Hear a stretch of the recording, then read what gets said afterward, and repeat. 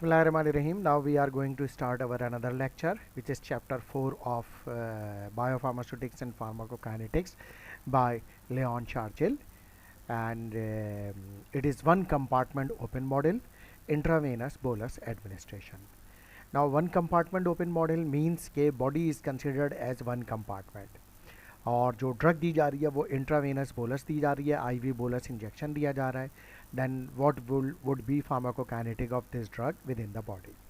So understanding the fundamental pharmacokinetic principle that govern drug behavior in the body through intravenous administration, that we will discuss in this chapter. Now why intravenous administration? While the oral route of drug administration is the most convenient, ठीक है, oral route most convenient है. IV administration और intravenous is the most desirable for critical care. लेकिन IV भी important है किस situation में? Critical care में, when reaching desired drug concentration quickly is needed, यानी जब drug concentration as quickly as needed चाहिए हो प्लाज्मा में. This rapid delivery method is essential in emergency situation where time is critical. क्योंकि देखिए oral जब आप देंगे, ड्रग जीआई ट्रैक्ट में जाएगी, डिसइंटीग्रेट होगी, डिज़ोल्व होगी, फिर एब्जॉर्ब होगी, फिर प्लाज्मा कंसंट्रेशन अचीव होगी, फिर जाके उसका जो थेरेप्यूटिक इफेक्ट है या डिज़ायर इफेक्ट है वो प्रोड्यूस होगा. आईवी में ये होगा कि ड्रग की कंसंट्रेशन इमीडिएटली अचीव हो जाएगी और जो डिज़ायर इफेक्ट है वो फ़ौरन आना शुरू हो जाएगा. That is why in critical situation या emergency situation IV drug administer की जाती है.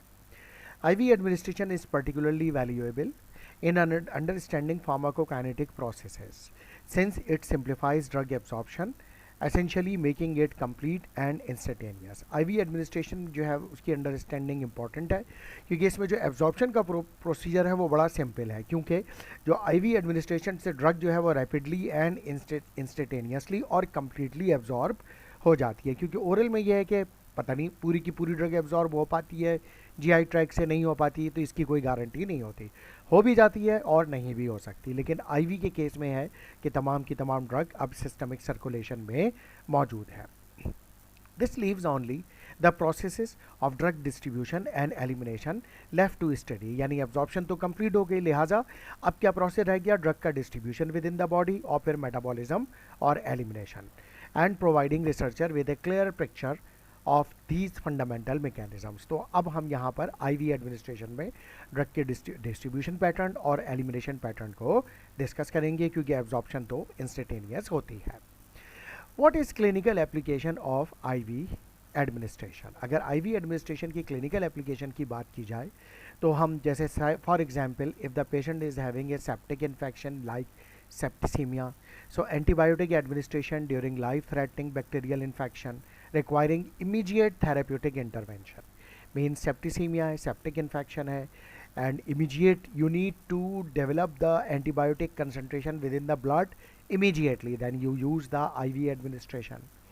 In case of myocardial infarction, administration of antiarrhythmic drugs during heart attack to stabilize cardiac rhythm rapidly, वरना heart attack की सूरत में अगर कार्डिक एरिथमिया होगा तो वो कार्डिक अरेस्ट में जा सकता है, पेशेंट हार्ट फेलियर में जा सकता है आफ्टर द मायोकार्डियल इन्फार्क्शन. तो उससे बचाने के लिए आईवी एडमिनिस्ट्रेशन की जाती है. And critical care situation where reaching desirable drug concentration quickly is essential for patient survival, या और कोई ऐसी क्रिटिकल सिचुएशन हो जिसमें हमें desirable drug concentration as quickly as possible चाहिए, क्योंकि अगर हमने ऐसा नहीं किया तो पेशेंट सर्वाइव नहीं कर सकेगा.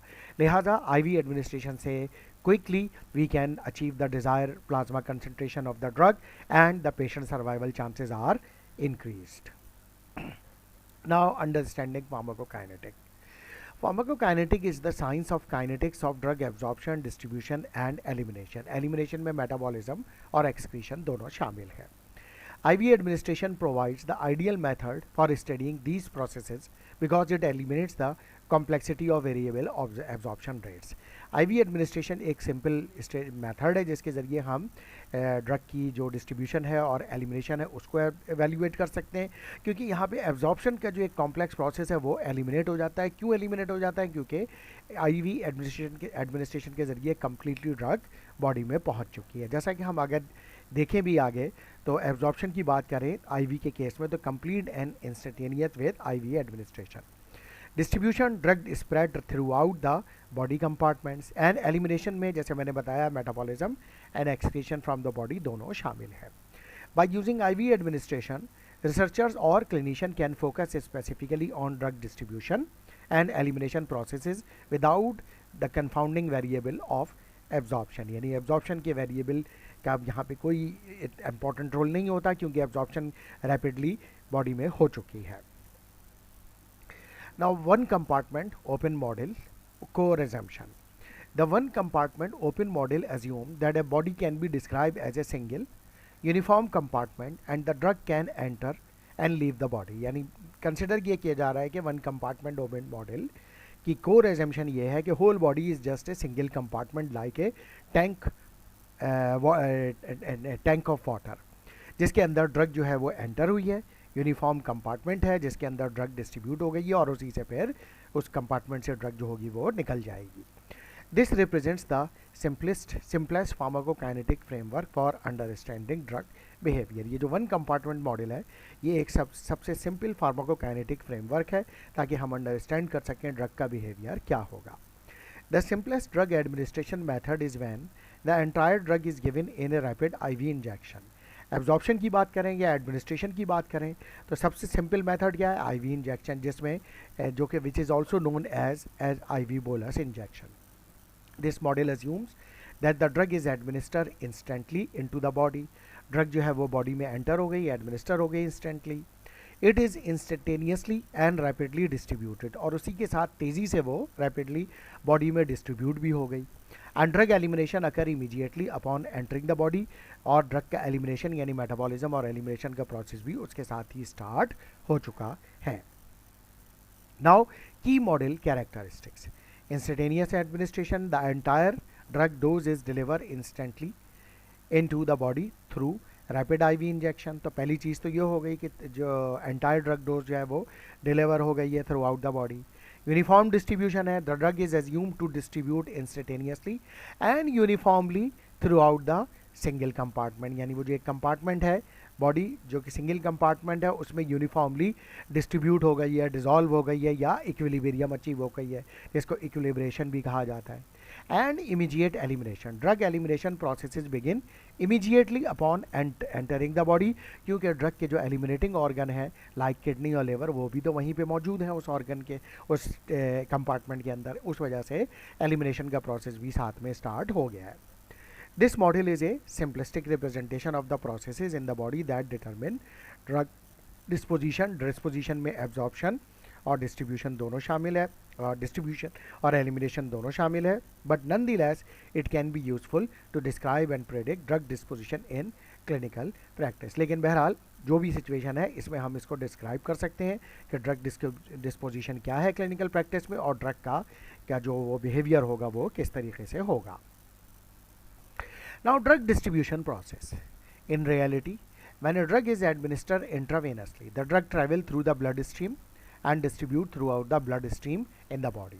तो जैसे ही IV ड्रग दी गई बॉडी में तो ड्रग ब्लड में एंटर ब्लड स्ट्रीम में एंटर हुई उसके ज़रिए ट्रैवल करते हुए through out the body distribute हो गई क्योंकि ब्लड तो सर्कुलेट कर रहा है होल बॉडी में. While this process is not truly instantaneous. यानी ऐसा नहीं है कि ये ट्रूली इंस्टेंटेनियस यानी इधर ड्रग एडमिनिस्टर की और एक सेकेंड में पूरी बॉडी की थ्रू आउट बॉडी वो डिस्ट्रीब्यूट हो गई. इसमें थोड़ा सा टाइम लगेगा, फ्यू सेकेंड्स लगेंगे. इट इज़ रिलेटिवली रैपिड लेकिन ठीक है काफ़ी तेज़ी से होगा. Relatively rapid enough that we can make this assumption for most drug. तो इसलिए हम ये एजम्पशन करते हैं कि जल्द से जल्द ही ये ड्रग जो है वो बॉडी में तेज़ी से डिस्ट्रीब्यूट भी हो जाएगी. Initial injection drug enter blood stream through IV administration और फिर क्या होगा drug travel through circulation to various organ blood flow distribution.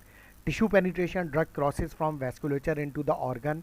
फिर ब्लड जो वेरियस ऑर्गन को जा रहा है वहाँ से फिर वो स्मॉल ब्लड वेसल से ऑर्गन के अंदर एंटर हो जाएगी. And at the at equilibrium means drug reaches the distribution equilibrium means कि जितनी ड्रग ब्लड में होगी उतनी ही टिश्यू या ऑर्गन के अंदर होगी. Through the blood stream the drug is distributed to various tissue organ in the body and the rate and extent of distribution of the tissue organ depends on several processes and properties. अब वो several processes वही हैं जो मैं पहले भी आपको बता चुका हूँ कि कितनी तेज़ी से और कितनी जल्दी ड्रग जो है वो टिश्यू में डिस्ट्रीब्यूट हो जाती है, वो डिपेंड करेगा उस ऑर्गन या टिश्यू में ब्लड सप्लाई कितनी ज़्यादा है और उस टिश्यू में उसके रिसेप्टर कितने हैं, यानी उसकी एफिनिटी कितनी है उस ड्रग को अपटेक करने की। तो ये दोनों प्रोसेस और इसके अलावा भी और प्रोसेस यानी ड्रग की हाइड्रोफिलिसिटी, लिपोफिलिसिटी, ये भी फैक्टर्स वहाँ पर इंपॉर्टेंट होंगे जो ड्रग की टिश्यू में पेनिट्रेशन में रोल प्ले कर रहे होंगे। Now factor affecting distribution. Number one, blood flow rate means tissue in the body are presented the drug at various rates depending on the blood flow to that organ. Means कि जिन organ में blood flow ज़्यादा होगा वहाँ पे drug की supply ज़्यादा होगी distribution, और जिन में blood flow कम होगा वहाँ पे drug की distribution कम होगी। Molecular weight, the drug may have different abilities to cross from the vasculature to the organ depend on the molecular size। यानी अगर molecular size ज़्यादा होगा तो वो जो small blood vessels हैं उनके जो pores होंगे उससे वो molecular size ज़्यादा होने की वजह से उन organ में तो drug distribute नहीं हो सकेगी, यानी वहाँ से cross नहीं कर सकेगी। लेकिन जहाँ पर molecular size small होगा drug का तो फिर वो आसानी से उन pores को cross करके उस organ के अंदर enter हो जाएगी।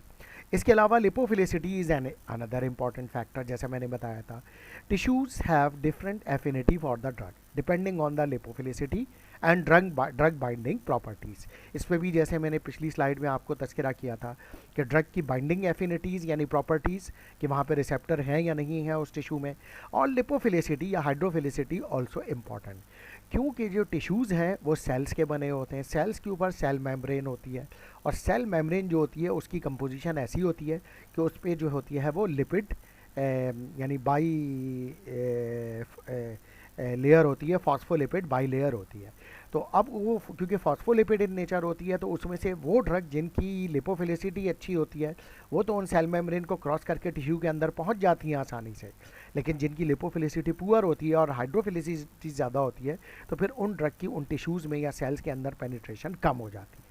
तो इस वजह से ड्रग की लिपोफिलिसिटी भी इम्पॉर्टेंट होती है कि वो उस टिश्यू या ऑर्गन में किस हद तक पेनिट्रेट कर पाती है। इसके अलावा organ size is also important. Large organs में have large capacity for drug to distribute due to their size, क्योंकि इसमें ब्लड सप्लाई ज़्यादा होगी तो उस वजह से वहाँ पर ड्रग की डिस्ट्रीब्यूशन ज़्यादा होगी, और जिनमें टिश्यूज़ या ऑर्गन साइज़ कम होगा वहाँ पे फिर ड्रग की डिस्ट्रीब्यूशन भी रिड्यूस हो जाएगी। Now apparent volume of distribution. While drug distribution is complex, if these processes are rapid enough, we can simplify our conceptualization as if the drug uniformly distributes into a single compartment of fluid. वैसे तो ये drug distribution एक complex process है, लेकिन अगर हम इसको one compartment के सेंस में बात करें तो ये कॉन्सेप्ट बहुत इजी हो जाता है कि वन कंपार्टमेंट के अंदर यानी whole body is a single compartment, उसके अंदर जो फ्लूइड है उसमें यह ड्रग तेज़ी से और यूनिफॉर्मली डिस्ट्रीब्यूट हो गई है या यूनिफॉर्मली डिसॉल्व हो गई या यूनिफॉर्मली इक्विलिब्रियम अचीव कर लिया है। The volume of this single compartment is termed the apparent volume of distribution, और वो जो वॉल्यूम होगा उस सिंगल कंपार्टमेंट में उसको हम कहेंगे अपेरेंट वॉल्यूम ऑफ डिस्ट्रीब्यूशन। अच्छा, यानी जितना वॉल्यूम होगा उसका लाइक 10 लीटर है, 20 लीटर है, 50 लीटर है, जो भी है वो उसका अपेरेंट वॉल्यूम ऑफ डिस्ट्रीब्यूशन होगा। लेकिन आगे क्या कह रहे हैं, this is not an actual volume, ये एक्चुअल वॉल्यूम नहीं है in the body, but is a theoretical volume that the drug uniformly distributes to immediately after being injected. तो ये जो वॉल्यूम है ये एक्चुअल वॉल्यूम नहीं है बल्कि एक थ्योरेटिकल वॉल्यूम है जिसमें ड्रग यूनिफॉर्मली डिस्ट्रीब्यूट हो रही है इमीडिएटली आफ्टर बीइंग इंजेक्टेड। तो इसी वजह से इसको, क्योंकि ये एक्चुअल वॉल्यूम नहीं है, थ्योरेटिकल वॉल्यूम है, इसी वजह से इसके लिए जो टर्म यूज़ की जा रही है वो टर्म यूज़ की जा रही है अपेरेंट वॉल्यूम ऑफ डिस्ट्रीब्यूशन। यानी अपेरेंट का मतलब होता है बज़ाहिर, कि अपेरेंट वॉल्यूम ऑफ डिस्ट्रीब्यूशन बज़ाहिर इतने वॉल्यूम ऑफ डिस्ट्रीब्यूशन में ड्रग जो है वो डिस्ट्रीब्यूट हो रही है। उसकी वजह मैं आपको बताता चलता हूँ। देखिए, वैसे तो होता ही है कि जैसे ब्लड है और सेंट्रल कंपार्टमेंट है, उसका वॉल्यूम जो है तकरीबन 5 से 7 लीटर के करीब होता है, और जो सेकंड कंपार्टमेंट है, टिश्यू कंपार्टमेंट है, तो उसका वॉल्यूम जो है वो अगर उसमें जो फ्लूइड है यानी इंट्रासेल्यूलर टिश्यू फ्लूइड्स हैं उसको भी मिला लिया जाए तो यानी सेंट्रल कंपार्टमेंट के साथ, तो वो तकरीबन 20 से 25 लीटर बनता है।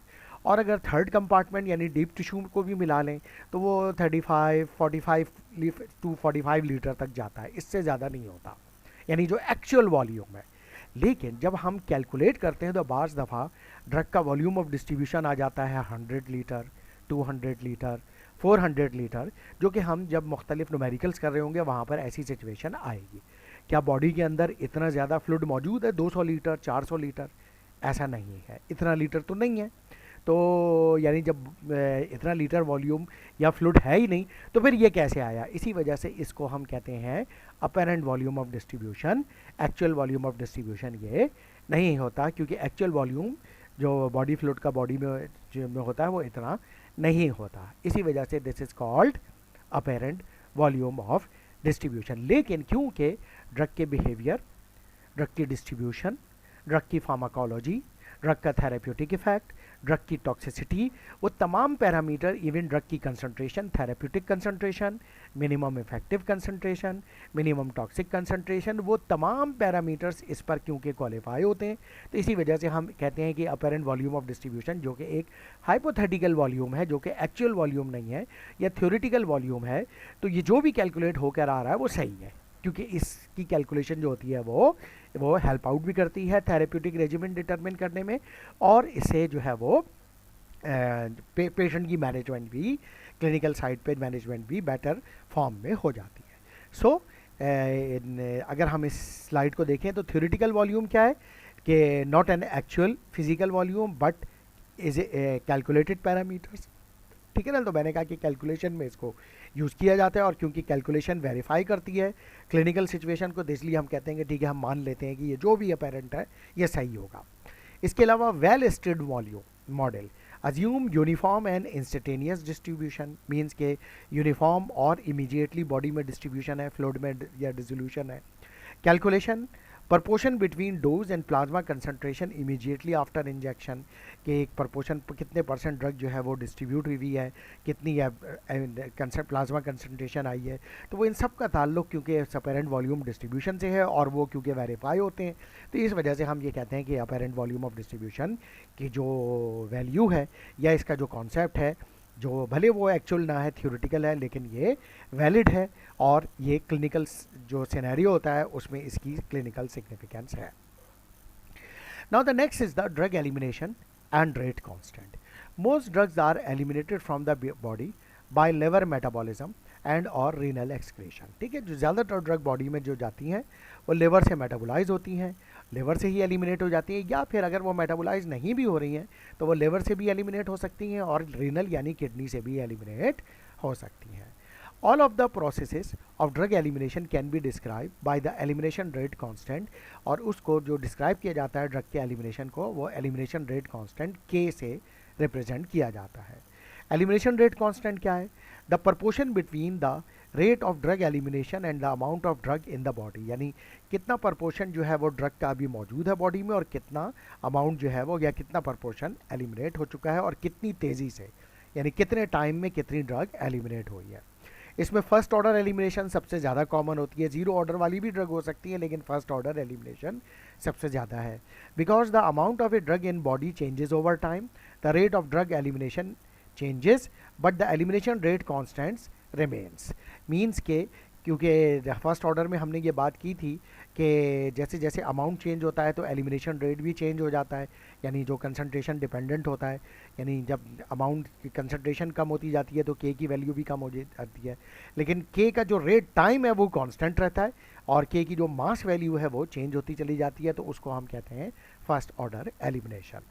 Convenient summary, make it convenient to summarise drug elimination from the body independent of time and amount of a drug in the body, यानी टाइम के हिसाब से जो है इंडिपेंडेंट, यानी जो time is important factor, amount is not important factor, क्योंकि amount ज़्यादा होगा तो हमने बात की थी कि फर्स्ट ऑर्डर एलिमिनेशन में एलिमिनेशन जो मास होगा वो ज़्यादा तेज़ी से एलिमिनेट होगा, और अगर अमाउंट कम होगा बॉडी में तो फिर वो उसी हिसाब से एलिमिनेशन का प्रोसेस भी स्लो डाउन हो जाएगा, लेकिन ओवरऑल टाइम उतना ही लगेगा।